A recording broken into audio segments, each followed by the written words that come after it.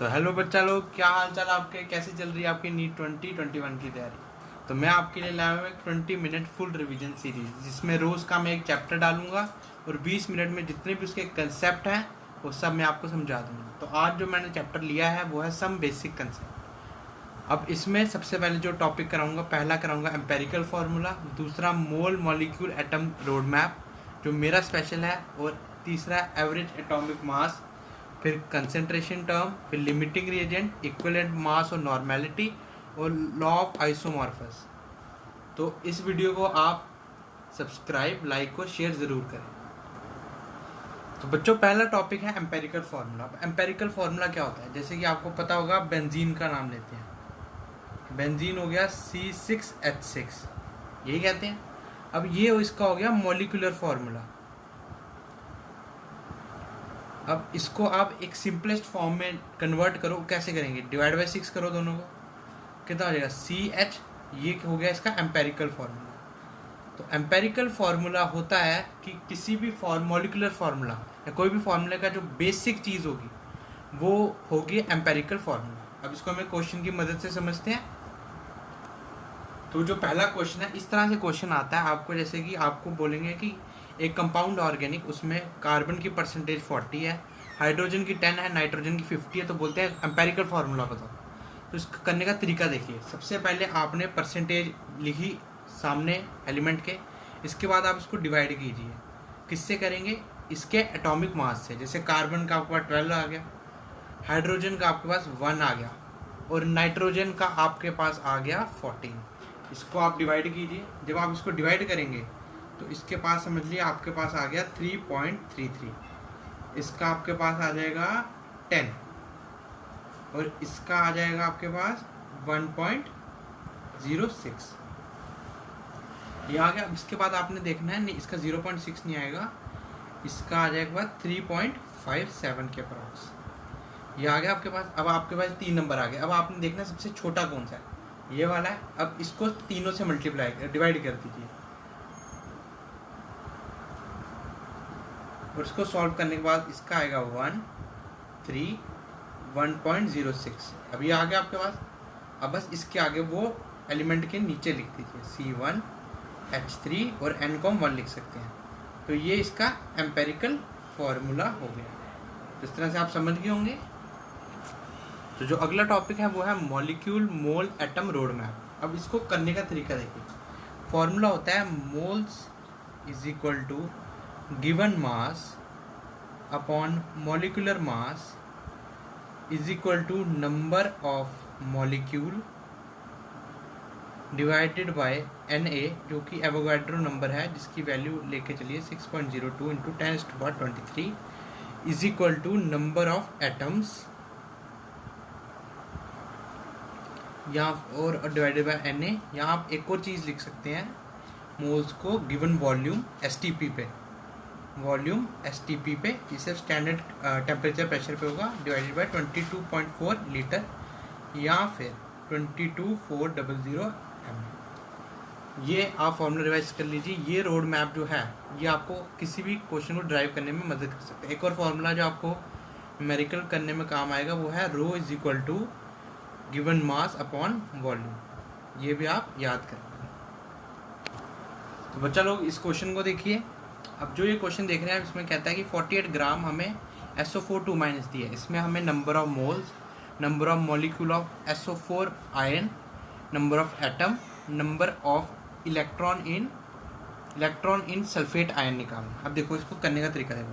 सबसे पहले molecular mass कितना है हमारे पास SO4 2- का, जो कि 96 है।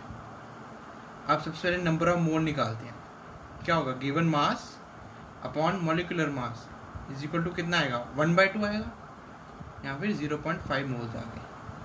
अब अगली चीज़ जो पूछी है आपको, क्या पूछी है, अगली जो चीज़ पूछी है वो है number of molecules.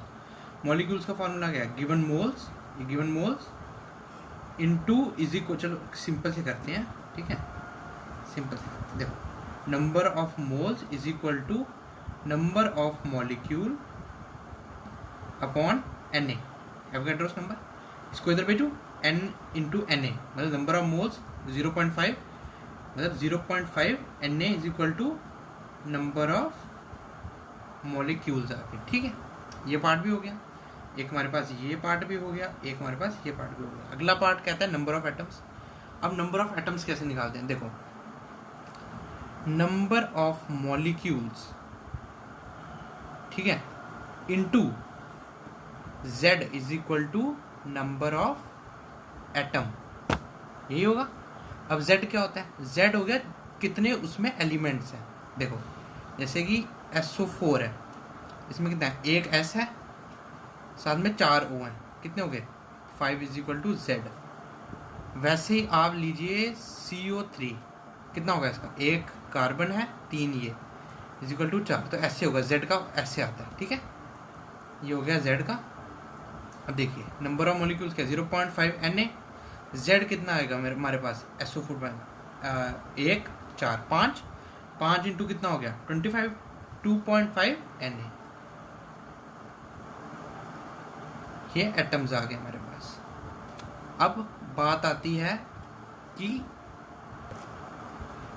Number of electron कैसे निकालें। अब नंबर ऑफ इलेक्ट्रॉन का फॉर्मूला देखिए, नंबर ऑफ इलेक्ट्रॉन का फॉर्मूला क्या है, नंबर ऑफ मॉलिक्यूल्स जो आपने निकाल रखे थे इनटू इलेक्ट्रॉन जितने हैं उसमें टोटल, ठीक है। अब देखो कैसे होगा, नंबर ऑफ मॉलिक्यूल तो हमें पता है 0.5 Na होता है, तो ये हमें पता है 0.5 Na हो गया। अब निकालने का इलेक्ट्रॉन कैसे निकालें, देखो अब इलेक्ट्रॉन कैसे निकालेंगे, SO4 2 माइनस है, इसको तोड़ो, SO और -2 है, मतलब +2 होगा बाद में, तो बाद में देखते हैं। इलेक्ट्रॉन वैलेंस तो नहीं बोले, अगर वैलेंस बोले जाएंगे तो आप वैलेंस शेल के निकालेंगे, इधर इलेक्ट्रॉन बोला मतलब टोटल। अब S का कितना होता है 16 होता है, तो इसके हो गए 16। अब O कितना है इसका एटॉमिक नंबर 8 है, एटॉमिक नंबर तो O का हो गया आपके पास, देखिए इधर मैं एक चीज़ समझाता हूँ आपको, ये देखिए जितना भी एलिमेंट का एटॉमिक नंबर होगा ना वही उसके इलेक्ट्रॉन होंगे। O का 8 होता है, तो इसका हो गया आपके पास O का 8 होता है, तो हो गया 8, इतना हो गया, कितने 8 इंटू साथ में कितने हैं 4 है, 4 कितना हो गया 32, ये हो गया 16, प्लस कितना है -2 मतलब 2 गेन करेगा, प्लस होगा तो मतलब लूज करेगा, तो -+2 कितना हो गया, ये हो गया आपके पास 50 हो गया, ये आपके टोटल इलेक्ट्रॉन हो गए। अब नंबर ऑफ इलेक्ट्रॉन कितने हो गए, number of molecule 0.5 Na into total electron कितने हो गए 50 इज इक्वल टू 25 Na। ये आपका आंसर हो गया नंबर ऑफ इलेक्ट्रॉन्स का।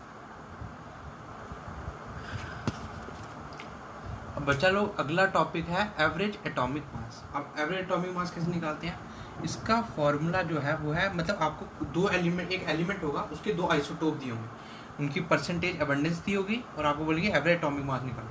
समझ लो दो एलिमेंट है A और B, एक की आपको A% अबंडेंस है, एक की B% है, इसका एटॉमिक मास जो है A है, इसका B है।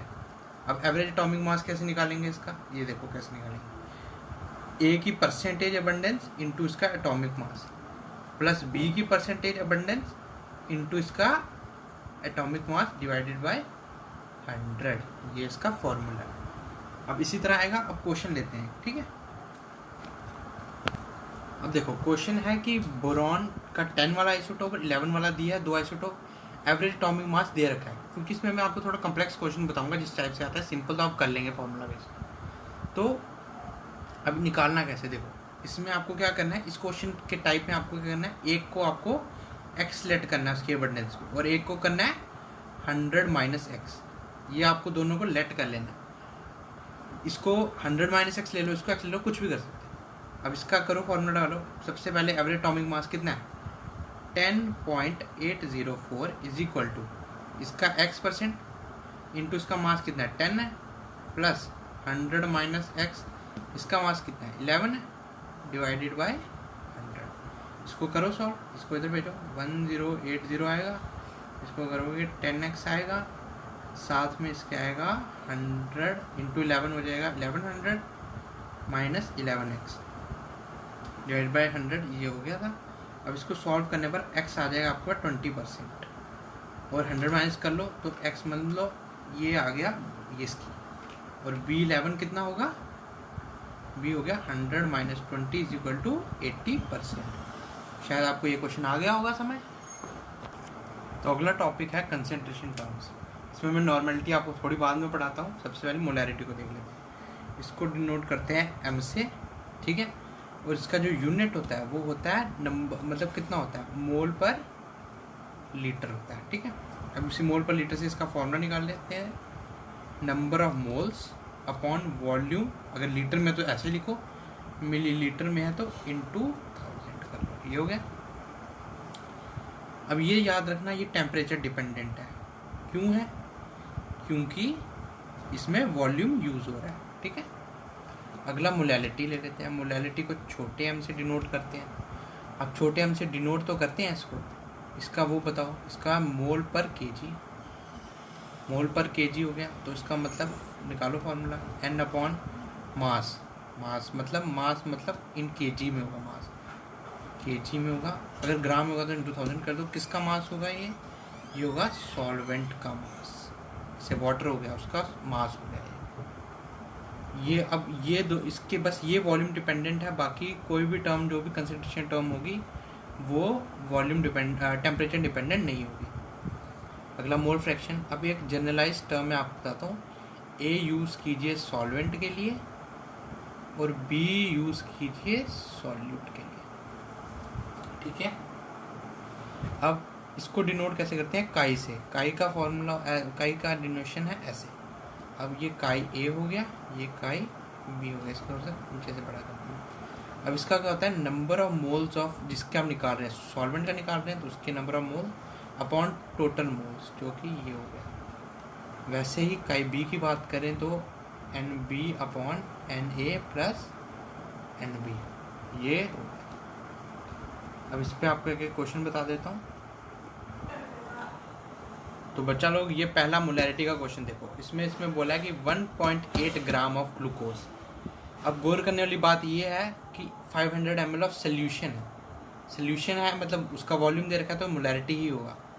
अब सॉल्यूशन और ये होगा इसका जो, अब आपको पता होगा एक चीज़ कि जैसे समझ लो ये एक बीकर है, इसमें जो पड़ा है ये है सोल्यूशन अपने पास। अब सोल्यूशन बनता कैसे है, एन ए और एन बी से। बी क्या है, सॉल्यूट जो कम मात्रा में होगा, ए क्या है, सॉल्वेंट जो ज़्यादा मात्रा में होगा। अभी समझ लो इसमें है वाटर है ये, और वैसे ही ये हो गया ग्लूकोज। तो ऐसे होता है, ठीक है। चलो देखो क्वेश्चन देखो, इसमें ये हमें पता चल गया ये इसका एन बी है, सॉल्वेंट का सॉल्यूट का ये मोल्स वो है। अभी मोल्स नहीं दिए हुए हैं, याद रखना। ये मास दिया हुआ है, इसको मोल्स में कन्वर्ट करना पड़ेगा, उसके लिए मोलर मास लगेगा। कितना होता है ग्लूकोज का, 180 होता है। तो ये N B is equal to 1.8 divided by 180, ये कितना हो गया, इसको काटो 0 लाओ, 1 इक्वल टू 10⁻² मोल्स हो गए इसके। अब डालो इसको, फार्मूला होता है नंबर ऑफ मोल्स जो कि है 10⁻², 500 जो इसका वॉल्यूम आ गया मिलीलीटर में है, तो इसको इंटू 1000 कर देंगे, हो गया इज इक्वल टू 0.02 मोलर इसकी मोलैरिटी आ गई, ठीक है। तो ये अगला न्यूमेरिकल देखो, मोलैरिटी पे है 20 ग्राम ऑफ कैल्शियम कार्बोनेट। ये क्या है हमारे पास, मास ऑफ सॉल्यूट।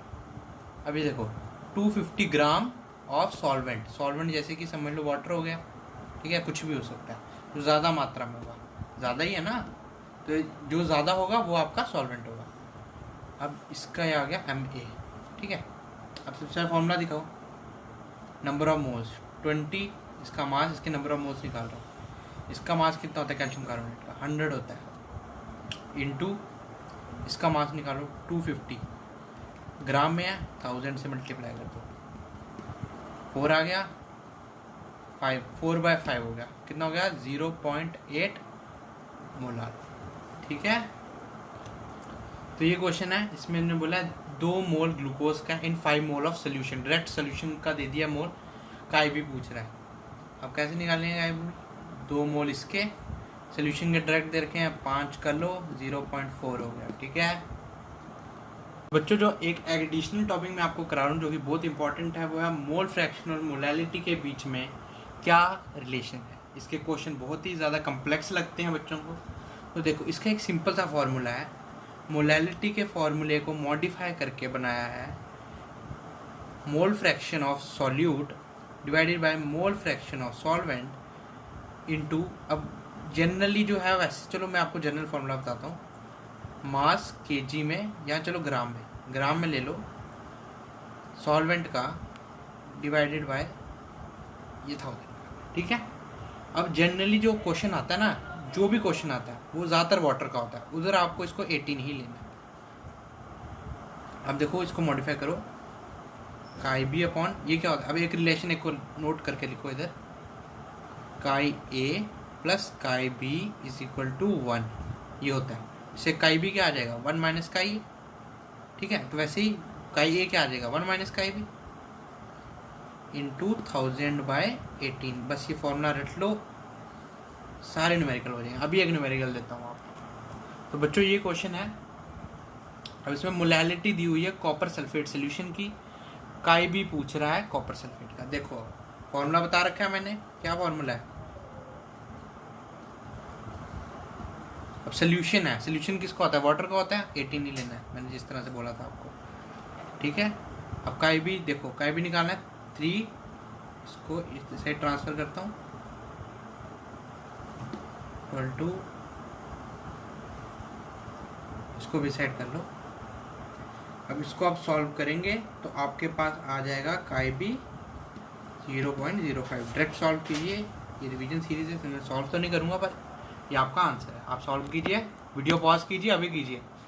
तो बच्चा अगला टॉपिक है लिमिटिंग रिएजेंट। अब लिमिटिंग रिएजेंट क्या चीज़ है, लिमिटिंग रिएजेंट हो गया जैसे कि कोई रिएक्शन दे रखी है, जैसे कि समझो रिएक्शन अपनी हैबर प्रोसेस वाली ये दे रखी है आपके पास।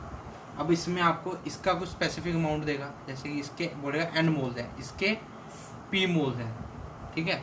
तो बोलेगा बताओ इसके कितने होंगे या रिएक्शन कितनी फॉरवर्ड जाएगी, तो वो डिपेंड करता है लिमिटिंग रिएजेंट, मतलब जो कम होगा, जैसे कि इसका 1 मोल के लिए इसका 3 मोल लगता है, H2 का लगता है, स्टोइचियोमेट्री से आप निकाल सकते हैं। अब समझो n की वैल्यू इसने इधर 2 दी हुई है और p की वैल्यू दे रखी है 5। अब इसके 1 के लिए इसका 3 चाहिए, इसके 2 के लिए इसको कितना चाहिए, इसके बाद 2 मोल होंगे, इसके लिए कितना चाहिए होगा 6 मोल चाहिए, पर इसने 5 दे रखा है, मतलब ये लिमिटिंग रिएजेंट है, कम है। तो जब रिएक्शन हो रही होगी तो इसका बच जाएगा, और ये जो है ये लिमिटिंग रिएजेंट होगा, मतलब रिएक्शन कितनी फॉरवर्ड जाएगी ये डिसाइड करेगा, तो ये होगा इसका लिमिटिंग रिएजेंट। अब न्यूमेरिकल देखते हैं। हाँ तो बच्चों ये है आपके पास न्यूमेरिकल। अब कहता है 4 ग्राम हाइड्रोजन रिएक्ट करेगा 4 ग्राम O2 गैस के साथ, तो पूछता है बताओ अमाउंट कितना बनेगा, H2 होगा। अब कैसे निकालेंगे ये क्वेश्चन, तो देखो अब इस क्वेश्चन को करते कैसे हैं। अब पहले फॉर्मूला लिखेंगे किस तरह से होगा, देखो इसका होगा H2 plus O2 gives H2। अब इसको बैलेंस कर लेंगे, 2 है इधर 2 है, इधर 2 करो 4, ये हो गया इसका। अब इसको करने का तरीका देखो, सबसे पहले आपको इसका देखने से समझ लो, इसके मास निकालो, इसका 4 ग्राम इसके 32 ग्राम के साथ रिएक्ट करता है। अब इसमें देखो कितना दिया हुआ है, इसमें 4 ग्राम ही दिया है, इसमें इन्होंने 4 ग्राम दे रखा है, मतलब कम दिया हुआ है, तो लिमिटिंग रिएजेंट कौन सा होगा, ये होगा, इसको यूज़ करेंगे। अब देखो इसका, अब इसको लो 32 ग्राम O2 का कितना बनाता था, H2 का मास होता है 18, ये 2 × 2 = 36, इसका 36 ग्राम बनाता था H2O का, ठीक है। 1 ग्राम कितना बनाएगा 36/32, वैसे कि 4 कितना बनाएगा,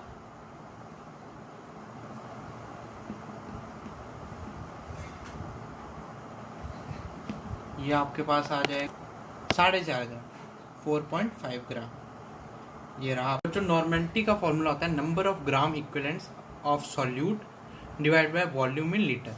और नंबर ऑफ ग्राम इक्विवेलेंट क्या होते हैं, given mass upon equivalent weight, ये भी मोल के बराबर ही है, मतलब मोल की तरह ही है, जैसे मोल में गिवन मास अपॉन मॉलिक्यूलर मास होता था, इसमें बस आपको इक्विवेलेंट मास। अब इक्विवेलेंट मास क्या होता है, molecular mass divided by N factor. N factor क्या होता है, देखिए एन फैक्टर क्या होता है, जैसे कि आपको SO4 2- दे रखा हो, ऐसे कोई ये एनायन दे दिया, इसका इक्विवेलेंट वेट कैसे निकालेंगे आप? मॉलिक्यूलर मास जो होगा इसका डिवाइडेड बाय एन फैक्टर कितना है इसका, ये इसका केटायन का चार्ज हो गया 2। वैसे अगर समझ लीजिए Ca2+ है तो इसका कितना हो जाएगा, इसका 2 चार्ज होगा। वैसे ही आप एक और लीजिए, जैसे कि H3PO4।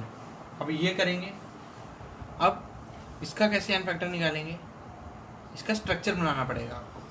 जब आप स्ट्रक्चर बनाएंगे तो आप देखेंगे इसका 3 आएगा। मैं एक ट्रिक बताऊंगा आपको आने वाली वीडियो में इसका एन फैक्टर निकालने। तो एक आप एक्सेप्शन लिख लीजिए H3BO3, ये नीट में भी आ चुका है, ठीक है। अब इसका होता है क्या, ऐसे इसको हम ऐसे भी लिखते हैं, ठीक है। तो इसका ये OH एक्सेप्ट करता है, वाटर में जब जाता है तो ये OH एक्सेप्ट करता है, ना कि H देता है।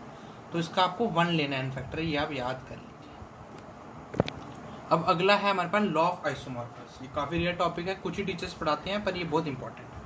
इसमें क्या होता है कि क्रिस्टल जो है, सबस्टांसिस क्रिस्टल बनाते हैं, अलग अलग कंपाउंड अलग अलग क्रिस्टल बनाते हैं, जिनका शेप और साइज जो है वो सेम होता है क्रिस्टल्स का। अब एग्जांपल लीजिए, जैसे कि ZnSO4.7H2O और ये वाला ले लीजिए FeSO4 7H2O। इनका शेप साइज सेम होगा और ये है, इनमें लॉ ऑफ आइसोमॉर्फस अप्लाई होगा। अब इसकी ट्रिक देखिए जानने की, जिसका H2O सेम होगा और स्ट्रक्चर आपको सेम लग रहा होगा वही होंगे। जैसे कि आप पोटैश एलम और क्रोम एलम देखिए, for example K2SO4 Al2SO4 3.24H2O। वैसे ही अब ये हो गया पोटैश एलम। एक क्रोम एलम देखिए 2SO4 3.24H2O, ये हो गया क्रोम एलम। ये देखिए स्ट्रक्चर एकदम सेम है, एल की जगह Cr है, सेम इसमें आपको एटम्स मिलेंगे और H2O का अमाउंट भी सेम है। ये भी लॉ ऑफ आइसोमॉर्फस शो करेगा। तो बस स्टूडेंट्स आज के लिए इतना ही। ये 20 मिनट्स में मैंने आपको सभी कंसेप्ट समझा दिए। तो प्लीज़ वीडियो को लाइक कीजिए, शेयर कीजिए और सब्सक्राइब कीजिए, और मैं और भी वीडियोस डालता रहूँगा, आप बस अपना सपोर्ट दीजिए।